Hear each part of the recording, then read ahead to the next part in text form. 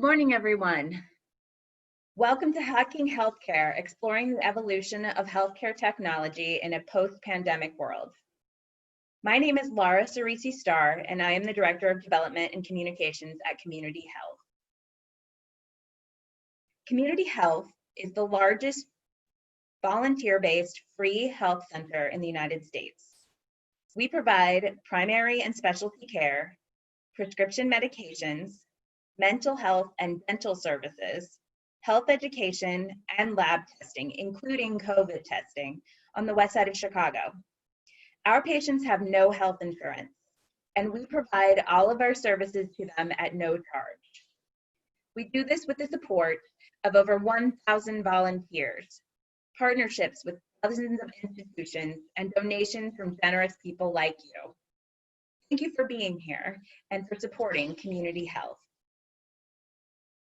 I would especially like to thank our many sponsors who are supporting this year's All In Chicago series, including Baxter, Blue Cross and Blue Shield of Illinois, AbbVie, Lundbeck, the Joseph and Bessie Feinberg Foundation, West Monroe Partners, and many others.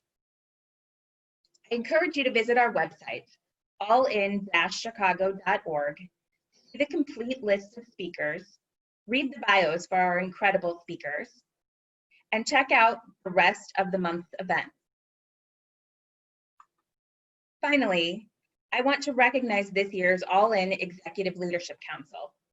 We have the privilege of having 4 outstanding leaders serving on the council this year. Their great insights and support have been instrumental in bringing this year's series to life. Thank you to Joe Flanagan, Kimberly Hobson, Stacy Lindau, and John Maples for your contributions this year. You will hear from one of the members of our Executive Leadership Council, Dr. Stacy Lindau, on today's panel. The goal of the All in Chicago series is to bring together leaders from many different industries and segments of our population to talk about how we can work together to ensure every resident has access to the right care, in the right place, at the right time.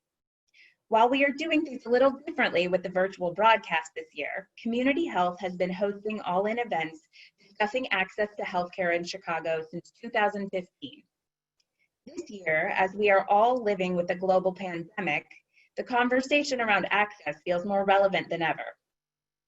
COVID-19 has brought on many new challenges to providing healthcare.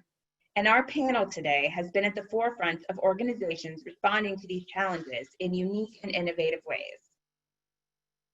As we head into the panel discussion, I will now ask our moderator and panelists to turn on their cameras so you can see who is speaking during the conversation. One quick housekeeping item. This conversation is happening live, so please be sure to submit your questions for our panelists. We will do our best to answer as many questions as possible during the next half hour or so. Just submit your questions using the Q&A button at the bottom of the screen. It is now my pleasure to introduce our moderator for today's conversation, Stephen Collens. Stephen is the CEO of Matter, a startup incubator, community nexus, and corporate innovation accelerator for the healthcare industry, and a good friend of CommunityHealth, as he served on our All-In Executive Leadership Council in 2019. Thanks for being here, Stephen. Well, thanks so much, Laura, for inviting me and for having me. Oh, can you hear me now? Hello? Try yes? Again. Okay. Sounds like everyone can hear me. All right, great. Well, I was just saying thank you. I'm delighted to be here and be a part of this. I've been just so impressed with CommunityHealth since I first got to know the organization a couple of years ago. I was delighted to be part of your executive committee for this program last year. I'm really happy to participate in this program now. And I'm very excited about this panel, delighted to introduce them. So first we have Dr. Stacy Lindau.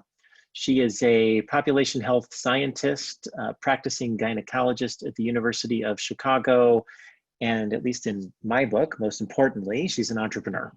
She founded NowPow, she founded MapsCore, And she studies a theory-based intervention to match people to community-based supports for basic wellness, disease self-management, and caregiving needs. She is an expert on sexuality in the context of aging and illness. And most importantly, her company NowPow has been a member of Matter for a number of years. And for those of you who are not familiar with what NowPow is doing, they are really helping to change the world when it comes to helping organizations manage social determinants of health. So thanks, Stacy, for being here. Next, we have Dr. Shannon Mills. He is an independent healthcare consultant and a lecturer based in Concord, New Hampshire. He spent much of his career with the Air Force and with Delta Dental, and is an internationally recognized expert in dental infection control and safety, with an emphasis on dental unit water quality. Thanks so much, Shannon, for being here. Next, we have Dr. Fred Rachman, who is the CEO of Alliance Chicago, a HRSA-funded network of primary care community health centers, which provides health information technology infrastructure utilized by more than 55 safety net health centers in 18 states. He's also a pediatrician and has extensive experience in community health center leadership and in directing community health center programs and research initiatives. Fred, always great to see you. Next, Kai Tao is a certified nurse midwife and the founder of Juno for Me, a nonprofit that provides no-cost birth control to anyone who needs it. She also worked under Governor Quinn as a senior policy advisor to the director at the Illinois Department of Healthcare and Family Services. Kai, thanks for being here. Welcome to you all. Before we get started, I just want to remind those of you watching, you can submit questions, as Laura indicated, using the Q&A function at the bottom of your screen. Feel free to write in questions at any time, and I'll ask as many as I can throughout the course of the program. So kicking things off, Stacy, I'll start with you and kind of go around, but talk about how does your industry create equity in healthcare access? And have you had to change your approach since COVID-19? So on the industry side of the equation, in the world where there are companies working to systematically connect people to community-based supports for health, I think that what we really do, we're an adjuvant therapy to medical care. In other words, we know that the vast majority of what determines a person's health, their quality of life, our lifespan, doesn't come in a pill bottle in most instances, and happens well beyond the four walls of healthcare. Doctors and nurses, we have a long-standing practice of trying to connect people to community-based supports to do the things we ask them to do, or we agree with them, or their goals, like lose weight, exercise, take care of your diabetes. You have a new loved one with dementia and you need to care for them. We tell people that they need to go do these things, but we've never given them good quality, reliable, personalized information about where and how they can utilize the resources of their communities to do these things. So what we're doing is creating access to self-care. We're making it easier and better for people to do what everybody, red and blue, wants to do, which is to take best care of ourselves and our families outside the doctor's office. And if there was ever a question about whether self-care is important or whether one's community and its resources are important for health, this pandemic is the answer. We are all struggling through this pandemic to figure out where to get food, to stay healthy so we don't have to go to the emergency room, and to make use of the things we can access without a prescription and without a procedure. So our company NowPow has been especially focused, as has the research, on how do we accelerate people's connections to the resources of their community. And it proves our theory that all people need these connections, not just people who are low income, which need them probably more than anyone, and people who are marginalized need these connections, but we all need these connections. And so that's what we have to do for improving access. Thank you. Fred, I'll ask you the same question around healthcare equity and healthcare access, and in particular, what you've seen across your network,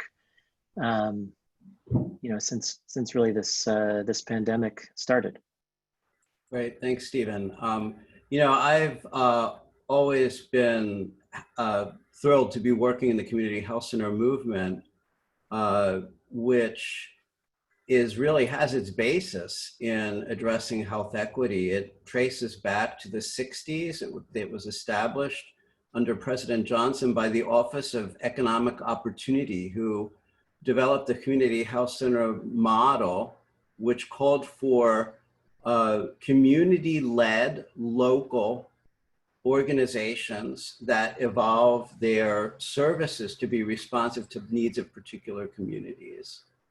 And I think it's really especially telling that it evolved from the Office of Economic Opportunity, because from the beginning it recognized the interplay between economics and health and the social determinants. And so, the response of these health centers that have grown up all over the country is really phenomenal in terms of both commonalities and diversities in response to the communities they serve. Alliance Chicago, as a health center controlled network, exists to help those health centers, which are strong independent organizations, leverage some of the economies of scale of a health system. And so that's what we do. We really enable them to better serve their mission, but also do some things that would not be possible at the scale of an individual health center. So with response to equity, we think of the levers that we pull as being, first of all, data analytics. So data at the scale that we have a diverse patient base all across the country versus every disparity group you can mention, of more than 3 million patients in our database, so we can see trends and evaluate things and feed that information back for shaping programs and policy, et cetera.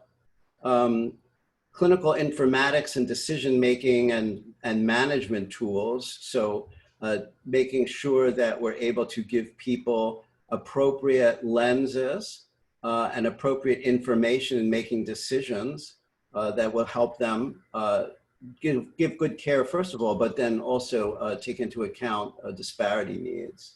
And then finally, practice-based transformation. So the interplay between technology and how we deliver care and how that evolves and how it looks different in different populations. But again, what are lessons learned that we can see across the board with the idea that we have a single standard that we're trying to achieve. COVID, boy, wow. It's really interesting in a way. COVID has been a tremendous catalyst for rapid change. And I say there's two main areas that we're reflective of. One is virtual care. The virtual care movement has caused us to think about making services more accessible and doing what we've been talking about for years, not forcing our clients who might have a difficult time navigating to a health center, not forcing them to come to the health center to get care and bringing those services out to them. And so that has both benefits and challenges,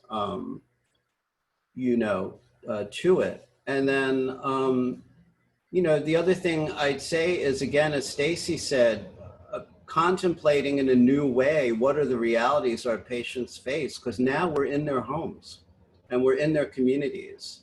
And we also cannot deny the hierarchy of need, where healthcare falls on that hierarchy of need is different today, and it's been a real wake-up call. So those are just a few of the areas that I think I reflect on.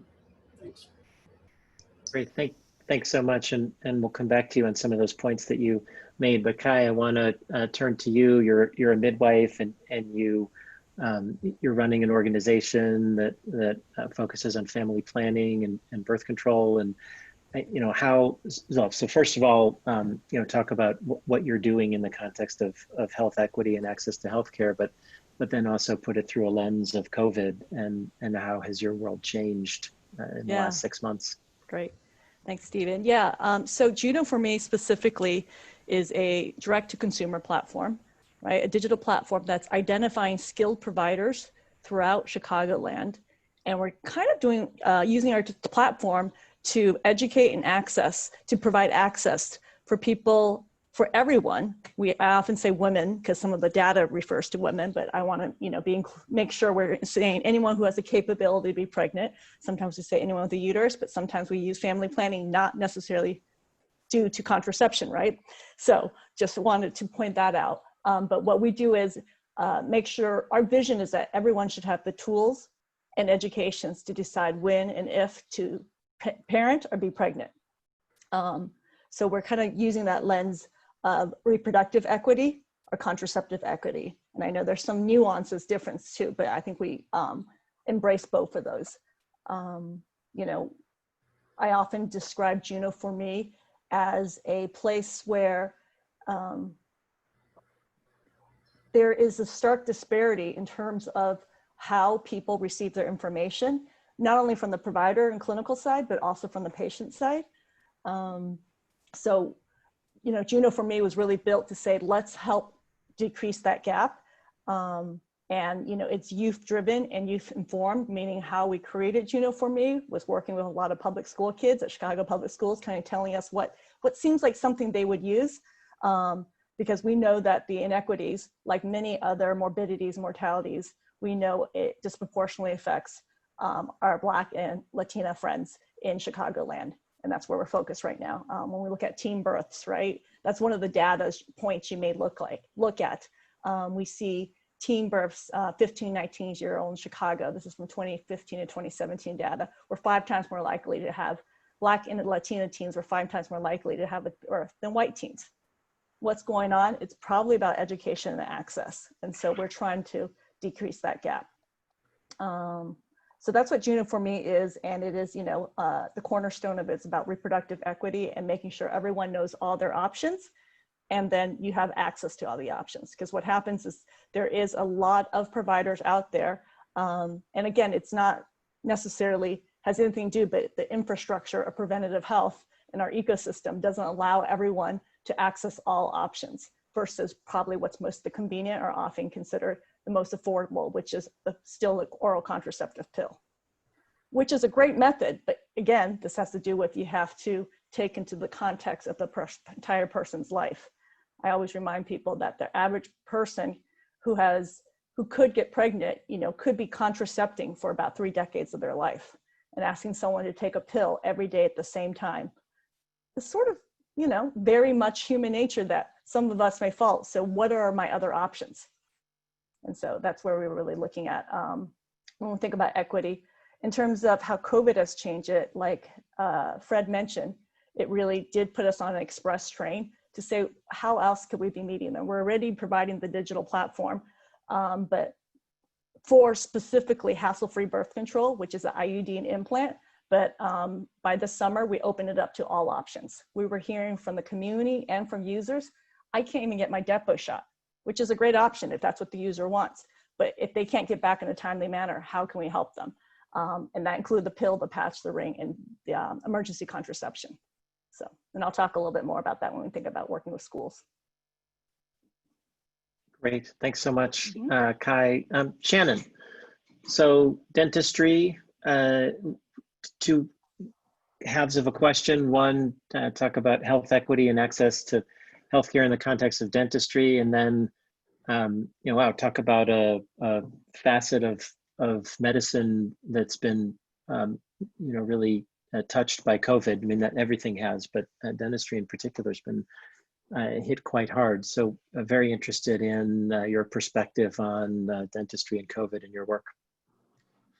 Well, thanks. I'll start out with the health equity question, and I wish I had good news. I don't. Dentistry, currently, we talk about high pharmaceutical costs, drug costs. There's only one sector of healthcare that has higher cost barriers to access than pharmaceuticals, and that's dental. Dental has the highest of all of the major facets of healthcare. And only half of Americans routinely seek any kind of routine non-emergent dental care in a given year. We've had some improvements in children's health care because we've improved access to Medicaid because we made it an essential in ACA, dental is an essential, somewhat essential benefit. Not every plan has to carry it, but it's considered an essential benefit for children, but it was excluded for adults. And that still had an impact. So we've seen no real movement in adult access to dental benefits. And among seniors, for example, only less than 40%, about 35% of seniors have any kind of dental benefits. Medicaid dental benefits, when states have them at all, there are a few states, some states have good programs, but for example, our governor just vetoed our attempt to provide a Medicaid dental benefit in New Hampshire, which means that their access is only to emergency care, which of course mostly doesn't take place in dental offices. Most of it takes place in emergency rooms that are already overloaded. So you can see the challenges that this faces. So we got a lot of work to do on achieving a higher level of health equity. Organizations like CommunityHealth or the Concord Hospital Family Health Center that I used to work at part-time, and the sealant programs, but now this is a really powerful, school-based sealant programs are making a big difference for kids too. And I'm working as a supervising dentist in one of those programs as well. These can make a big difference, but a lot of times they're underfunded. They rely on, in the case of the sealant program, exclusively on volunteers, or almost exclusively, and donations. So, and you're in the same boat. To open up access to dental care, there's a lot of work to do, and a lot of it's being done by I figure a lot of volunteer organizations like mine are one volunteer away. Lose one volunteer and the whole thing collapses. They're all houses of cards. And lose one donor and the whole thing collapses. So we've got to figure out better ways to do this. I'll just say that up front. Then as far as the COVID, and the latest numbers are that almost all American dental offices, some dental offices didn't reopen. A lot of times that was because the provider was ready to retire anyway. They just decided this was the reason to go ahead and pull the plug. But well over 95% of offices are reopened, but attendance rates are ranging between 70 and 80%, I think, depending on the part of the country you're in. And so we're anticipating there are going to be fewer people getting dental care. And I think later on I'm going to be talking a little bit more about specifically COVID-19 and how it's affected the practices. But it's had an impact, particularly in lowering attendance rates, but also increasing the costs associated with PPE and other aspects, and just practice patterns, maybe seeing fewer patients in a given day and so forth, that have had an impact on the business of dentistry. And by the way, one of the things in the United States, almost the vast majority of dentistry, I'm very proud of my profession, but almost all dentists are also businessmen. And so they're trying to also run businesses, and that creates its own set of challenges. And sometimes perverse incentives of one kind or another to do certain kinds of things and not others, or accept certain kinds of patients and not others. So that's kind of my thumbnail sketch. Yeah, thanks so much. A lot of work to do in that arena, and I look forward to coming back to you to talk a little bit more. But Fred, I want to come back to you. You mentioned that COVID-19 has really been a rapid catalyst for change, and particularly in the area of telemedicine. So talk about some of these changes and with COVID as an accelerant. So at Matter, we work with hundreds of entrepreneurs, and honestly, most of them aren't thinking of safety net clinics as the place to focus their business endeavors. And for obvious reasons, they're not looking at safety net clinics as kind of great business opportunities for them. So would love your perspective on what kinds of technologies, how technologies can be implemented in safety net clinics, and how those technologies can be affordable and accessible for the clinics and for the people who are visiting those clinics for their healthcare. Fred, I think you're on mute. Thank you. I was bound to do that before this was over. So in terms of accessibility for the clinics themselves, I mean, I think that we exist in order to help them achieve economies of scale and sort of streamline or pool together in some of the resources that are required to implement, to evaluate and then to implement innovation. So we hope we're helping the health centers there. I'd say the challenges more that we're thoughtful about are the challenges that exist in the populations we serve. And when we think in particular about virtual care or an evolution to a shift of more and more care being accessible at the hands of the consumer, we could immediately see what the benefits are to our population, but the barriers are, just what you'd expect.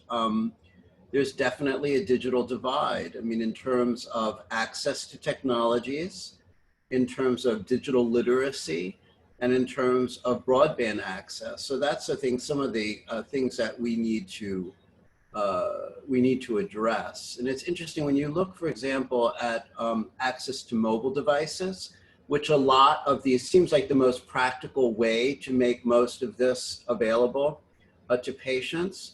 There is quite a disparity in access to smartphones.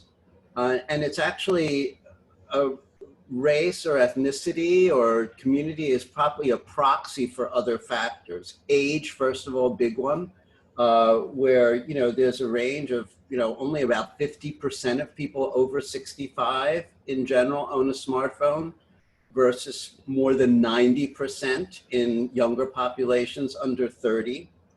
Education, big divide, only, in the 60s in terms of percentage of people without high school diplomas who have smartphones versus in the 90s, again, for those with college degrees. And then income, also a big one. Less than 3/4 of people who have incomes under 30,000 have access to mobile smartphones. And in the high 90s, almost everyone with an income over 75K. So those are some of the barriers that we think through, and then layering that onto the environment. So we, on this call, have comfortable environments in which we're able to have personal conversations in a visual manner. If you're in doubled up housing, or you have, conditions where it's not conducive to a video visit, we're finding that patients may be able to, but don't want to have a virtual visit. So we're having to think through how we use just plain phones or other methods of doing it. So that's like on the negative side. But on the positive side, the idea of care everywhere, the idea that we're reducing the barriers of people getting to care, to me, is the sort of the balancing factor, Stephen. And I think if we can really just be emphasizing that, the ways that we're improving accessibility to services and, work at the policy level to address some of these disparities in terms of the digital access, I think we'll be able to make incredible progress. Just want to remind everyone, if you have questions for the panelists, there's a Q&A button or function. Use that, and we'll see those and weave those into the conversation. But Stacy, picking up on some of what Fred said and some of the challenges with health equity and health access, a lot of your work is in the area of kind of social factors and social determinants. As an aside, I was in a fascinating conversation before this panel talking about violence, and that there's a lot of evidence pointing to kind of health and nutrition as causes of violence, not necessarily, and as well as kind of going in both directions. But there's just so much that goes into this sort of basket of social determinants of health that really affects people and society in so many different ways. So what are some innovative ways that that you've seen to influence social factors for particularly obviously for vulnerable populations? Well, I think what's important in this conversation and when the phrase social determinants of health comes up, to make sure that we all understand, and as I know my co-panelists do, Fred just made this point, that social determinants of health or socioeconomic determinants, or I actually prefer the term structural determinants of health, are factors outside of our bodies. It's not my fault if redlining policies prohibit me from living in communities where I might have access to better education and more resources. That's the consequence of policies, regulations, biases, prejudices. Those categories of things are what I think are best understood as social or structural determinants of health. Now, a doctor, a nurse, a midwife, a dentist might reasonably feel that although we have a duty to advocate for policies and regulations that are equitable, we can't in our daily work be expected to legislate. And although we can legitimately feel this way, we also can recognize, as I was saying before, that in taking care of whole people who want to be well or who have a new disease or have to take care of somebody else who's had a new diagnosis that makes them now dependent on a family member, if we want to take care of whole people, we can't just treat people as a disease. We have to understand the context around which we're caring for people. And that context is in the home, like Fred so aptly described, and it's in the community. So one thing we can do as healthcare professionals in our interactions with individuals that can scale up very quickly is systematically inject into our encounters information systems that allow us to capture factors outside of people's bodies that directly affect their health, like food insecurity or violence in the home, to become aware of these things and to transact.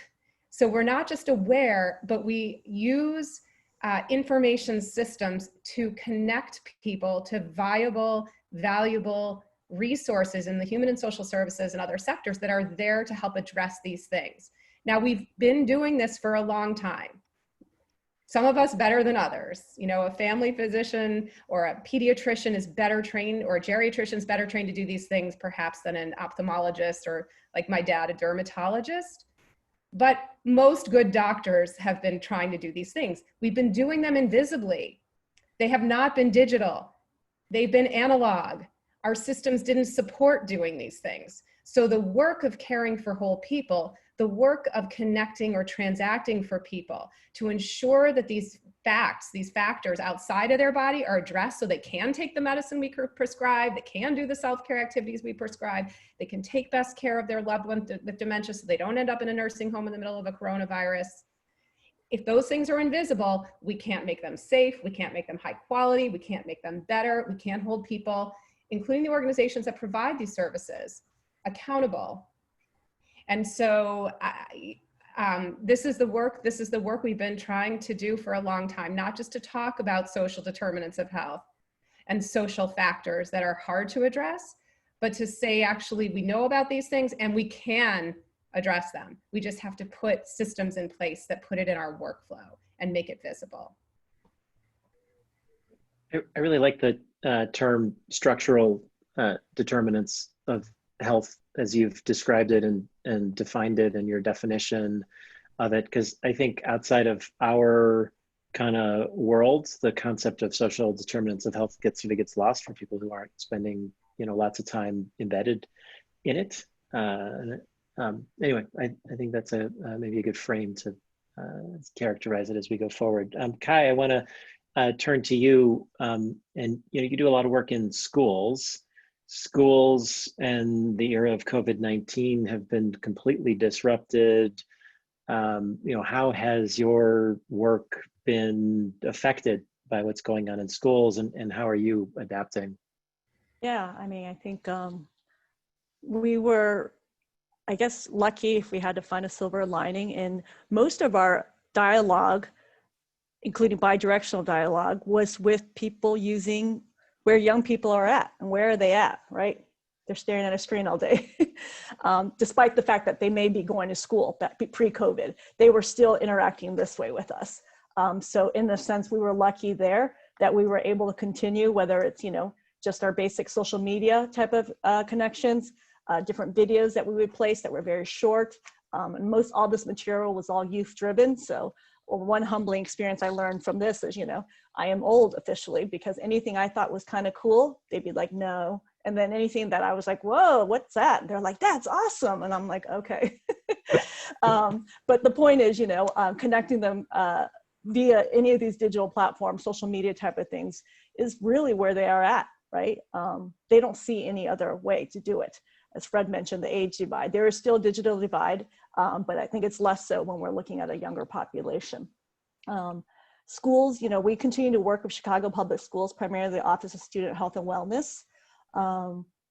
Again, we are lucky overall to have some basis of sexual and reproductive health that's comprehensive enough, and it is medically accurate and age appropriate in Chicago public school systems.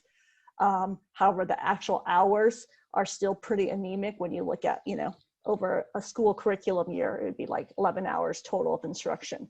The reality is that's not a lot of time to cover a lot, which is probably the most, between mental health and sexual and reproductive health, those are probably the top two topics that often rise to the top when we work with youth, when they're thinking about health, right? They're not thinking about diabetes or heart disease or cancer necessarily. But we were still able to, and we're still working on it, because unfortunately we're all still in this pandemic, is working on different types of videos that now teachers could be using virtually. So they may teach a curriculum that was introduced by the Office of Student Health and Wellness, but then they could do add-ons. And that's what For Me provides. We have add-ons that include a video about myths and misconception of birth control. Because the reality is that teacher who's teaching sexual and reproductive health may not know it.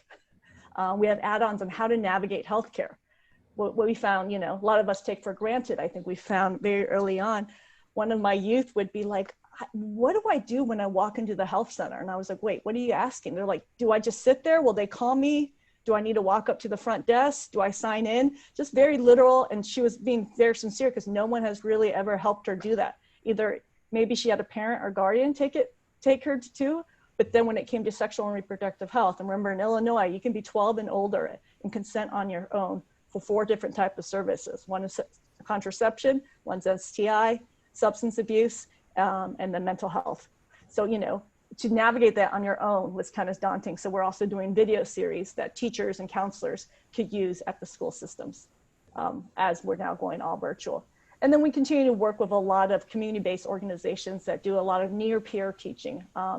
Probably the most common one that a lot of people may be familiar with is Peer Health Exchange, right? They do a lot of sexual and reproductive health teachings as near peers. They're all college students. So the 3 colleges nearby, they may have chapters. And so we teach those near peer college students to make sure they have the accurate information to do virtual teachings throughout the school year.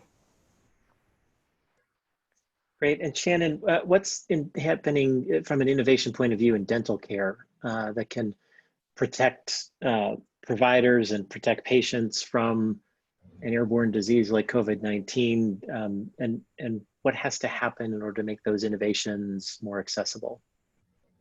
Well, there's some good news, and that is that the bloodborne pathogen standard, which pretty much was taken to heart by dentists over the last several decades, takes us to the 80% or 90% solution on COVID, because the droplet and contact precautions that are used there to prevent transmission of HIV and hepatitis B and other bloodborne diseases will also protect them from COVID. The big difference is respiratory protection. It's because many dental procedures generate aerosols, and aerosols are now understood to be a mode of transmission. So controlling aerosols and contaminated aerosols in practice is the key. I think to date, we have some good news, and that is that we do not have any individual or cluster cases of outbreaks or clinically acquired disease transmission, either from healthcare worker to patient or vice versa, or we do have some that may have happened among healthcare workers, but they weren't even in clinical people. There just very few cases have been reported so far. So that's a good thing. And I checked today just to see if there was anything new, and there's not. So something we're doing is working, whether it's with that 80% solution I talked about. And the other thing they're doing is dentists are reducing, many of them, the number of aerosol generating procedures they're doing. So instead of using the ultrasonic scaler that is very popular, a lot of them going back to hand scaling. The clinical practice I go to does that. They're maybe reducing the number of fillings that they're doing, or if they are doing it, they may be using techniques that don't use as much water spray and droplet spray. Now, the water coming out of the handpiece picks up saliva and aerosolizes it, but how much virus is in that aerosol load is something we still don't know. We know that's a contributing factor to the lack of transmissions. I think source control, practicing strict source control and social distancing of patients coming into the practice is also playing a big role. So we have a lot of unanswered questions really right now about what it is that's working, because there's added cost, lower efficiency associated with these things. And we know that sooner or later, when nobody gets sick, dentists are going to stop doing certain things. And when they do, we'll find out what works and doesn't work. It's a giant lab experiment. Well, this is how we learned that dentists were high risk for hepatitis B infection. You know, we didn't do a prospective study. We went back and looked backwards, and we saw that they were highly infected. Do we know that the procedures we adopted for bloodborne pathogens work? Yeah, because now we don't have that. That seroprevalence for those diseases, vaccines, and other work practices have really resolved that. And we'll have the same kind of experimental solution for COVID-19, I think, for dentistry as we go forward. There just may be some bad things happen. Let's hope they don't. If you don't mind, I'd like to talk a little about technology. We talked about that a bit, and I didn't really get to that. I'll be brief. We talked about telemedicine. There is teledentistry, but there's one big difference in dentistry, and that a lot of dentistry has to be hands-on. You can't get your teeth cleaned over the phone or on a Zoom call, and you can't have a temporary filling put in or whatever. But there is teledentistry. It is out there, and it's a growing sector in the market. And dentists have said for years, I need more patients. How do I get more patients to come to me? And a colleague and a guy I greatly admire, teaches at the University of Pacific, or is taught there, Paul Glassman, has always said, well, they're not going to come to you. You've got to take dentistry to them. And that's starting to happen. So dentistry, like the school-based programs that I work in, but even for adults. So we have it, this is, by the way, the Japanese have done a lot of pioneer work on this. They're doing dentistry in people's homes. They're doing dentistry at senior centers. They're doing dentistry, taking portable dentistry to the field, done by extenders, done by advanced practice dental hygienists or other specially trained ancillaries who are supervised by a dentist remotely, who reviews cases, reviews treatment, and assures that patients who need more sophisticated care, more surgical care, then have a place to go to get that care. So a lot of things are happening there, and it's technology driven, specialized technology. And one last thing, tiny thing, one thing that's very helpful too in those situations is to have a way to standardize the communication about disease severity and risk. Dentistry doesn't use diagnostic codes, and they don't use them effectively. Medicaid's starting to use it, but dentistry largely doesn't. But I worked with the company that developed a technology, we talk about innovation, to actually standardize risk assessment and disease severity assessment. And the product is available free online, thanks to the generosity of Delta Dental. So anybody can go online and look at the provisor tool set, and any individual can self-assess their current oral health status and then act on that information. It gives you actionable information, and you can measure it going forward. And dentists also use this tool to standardize that in their practice and in their relationship with, for example, with benefit providers. It allows them to move more toward more a patient-centered care, more focused on outcomes than just on production. That's it. Well, that's a lot.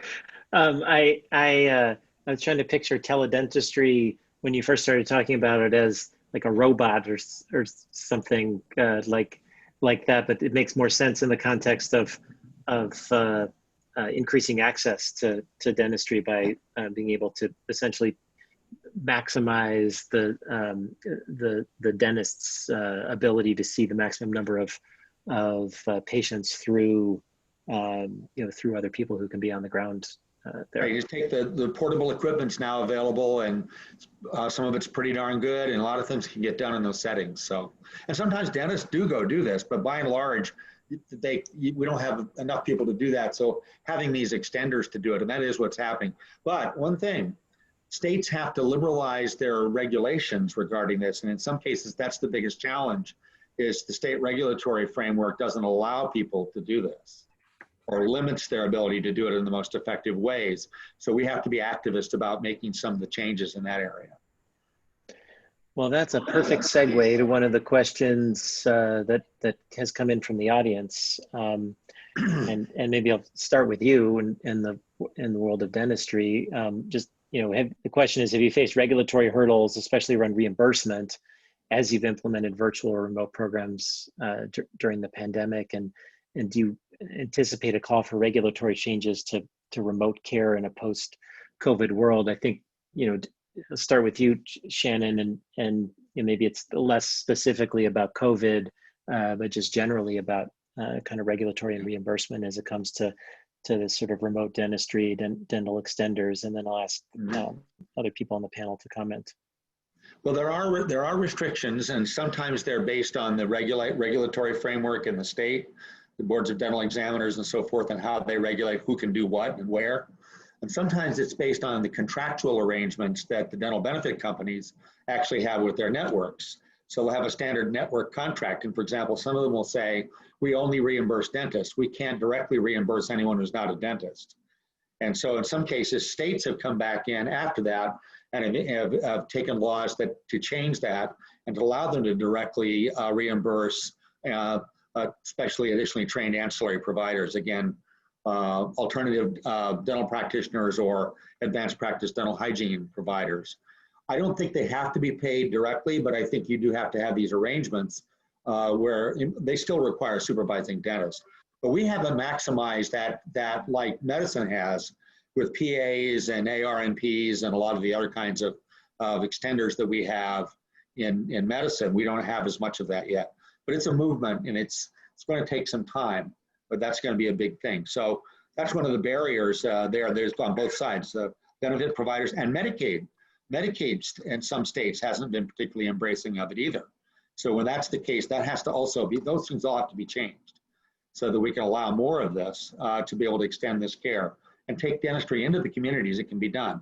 I mean, we can't do implants in a senior center, okay? That's not going to happen. But we can certainly do cleanings, we can do interim preventive care, we can do temporary fillings, we can do patient education. We can do a lot of really important things in these remote settings that can be very helpful. Fred, you talked again earlier about the catalyst for things like telemedicine. So have you seen regulatory or reimbursement hurdles? And if so, what does that look like? And do you see changes coming on the horizon? Yeah, well, certainly, like prior to COVID, regulatory requirements and reimbursement were cited as the barriers to virtual care. It really was not anything else. And I think it was Winston Churchill that said, never let a good crisis go to waste. I mean, one of the things that happened with COVID is magically those barriers were eliminated or virtually eliminated. A lot of regulatory relaxation and certainly reimbursement policies relaxed at federal and state level. Almost all of our health centers are delivering a very high percentage of their care in a virtual environment and still getting reimbursed today. So the question is, how long does that last? And I think the burden is on us to demonstrate what the value has been in terms of improving quality and access and decreasing costs. I think one of the fears that's been talked about, I think it's real, is we've created this opportunity to get reimbursed for virtual visits in addition to in-person visits. And that in addition is the fear on the part of CMS and other third-party insurers. Are we now going to create another way so people will just add on virtual care so they will bill even more? Or are we going to find a way that those virtual visits will actually be an alternative or offset costs that would be in an in-person state. So I think the burden is on us as healthcare providers, to demonstrate that we're not going to game the system, that we're going to use virtual care the way it's intended and what its real promise is. And we're excited to be involved in a multi-state evaluation. I hope others listening in will also get involved in those kinds of evaluations, because the crisis will end. And we hope we will not go backwards, but continue to go forwards. Maybe I'll direct the next question to Kai, but anyone can jump in. It's a specific question around language barriers and telehealth visits, and how does that work? Like who functions as the interpreter if that's needed?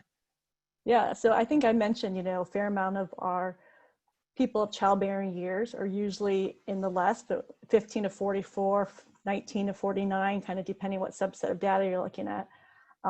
So fair amount speak English and do have some access to phone. But I think what's interesting is Fred alluded to the digital divide, right?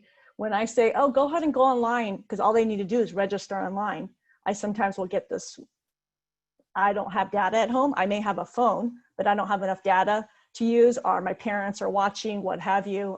So they have to go to a public Wi-Fi spot. So we have to be cognizant of that, even though you may think, oh, they have a phone at all times. When it comes to language barrier, the reality is, yo hablo español. And so, if I happen, because we are a startup, and I know you work with tons of startup, we get scrappy and you just kind of do it yourself, right? And so I do have a hotline that goes directly to my cell phone, and, I can usually walk people through. We know that that's not optimal in terms of applicable to everybody, but it's great if you do have a provider, and we are lucky, especially a lot of FQHCs, we really value serving people that, we hire people who are reflective of the community. So we're really good at that, I think, overall for FQHCs and safety net clinics. And so, aside from that, of course, there's always language lines. That is a requirement for FQHC to have that. And, our world, especially certain parts of Chicagoland, as I recall, I'm a midwife with Erie Family Health, and, at any clinic someday, there could be up to 40 languages a day. And we need to do our best to accommodate that, but of course, that's more in person. Digital, it is becoming a little bit more difficult. And I have had less experience with using a language line specifically. Like I said, most of my clients who fall into a contraceptive care gap are often undocumented Spanish speakers. And so we've been able to get through that hurdle. I don't know if Dr. Lindau has some experience with language lines and digital. Well, Stacy, we have about a minute left. I was going to give you the last word on either that or just open it up. What's the most exciting healthcare technology innovation you've seen lately, and what's the problem that it's solving? Well, I think that, just picking up on the thread of the last part of the conversation, that virtual and remote care promises to reach far more people more regularly with higher efficiency than our expensive in-person care practices can. I mean, that's just obvious. I was responding to one of the question about this in written response. I think one of the unspoken truths that you have to worry about if you're in charge of a big medical center with tall buildings and lots of real estate is who's going to pay for the space. And that's a real political and economic issue that is a barrier, not just the CMS policy, but that issue is a barrier to full-fledged adoption of virtual and remote care. I do think that the opportunities for mental health support, behavioral health support using remote virtual systems is immense. And I hope that we will learn from the massive need that pre-existed the pandemic and the multiple times the need that exists now for mental health support and treatment, that we cannot turn back on the virtual approach. I think the growing evidence for the peer support approaches, peer counseling approaches, and bona fide, certified, trained psychological and other mental health services that can be offered remotely should be And we're going to have to keep going in that direction, or our democracy is in serious trouble. It might be already. I hate to end on a negative note, but businesses that make it easy to get mental health are great businesses, and let's support them. We'll leave it at that. Thank you, Stacy and Kai and Shannon and Fred for joining us and participating and sharing your expertise. And with that, I will turn things back over to Laura Starr from Community Health to wrap up today's program. Thank you all so much. Thank you, Stephen, and thank you to all of our panelists for this great conversation. The hour just flew by. I wish we could keep talking. As I mentioned earlier, today's program was brought to you by Community Health.